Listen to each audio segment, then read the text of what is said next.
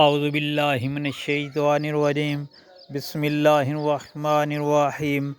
السلام علیکم پیارے بہن بھائیوں، تکلیف کو دور کرنے کی دعا میں آپ کے ساتھ شیئر کر رہا ہوں۔ جب بھی کوئی دکھ مصیبت یا کوئی تکلیف پہنچے تو آپ نے اس دعا کو پڑھنا ہے، انشاءاللہ اللہ پاک رحم فرمائیں گے اور وہ تکلیف انشاءاللہ دور ہو جائے گی۔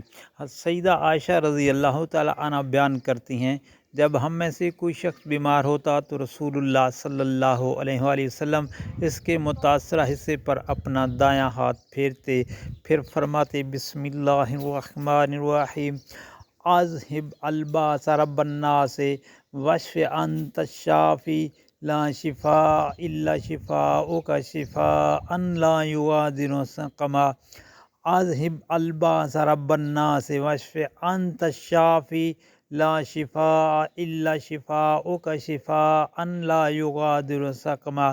ترجمہ: تکلیف کو دور کر دے اے تمام انسانوں کے پالنے والے، شفا دے، تو ہی شفا دینے والا ہے، تیری شفا کے سوا کوئی شفا نہیں، ایسی شفا جو بیماری کو باقی نہیں چھوڑتی۔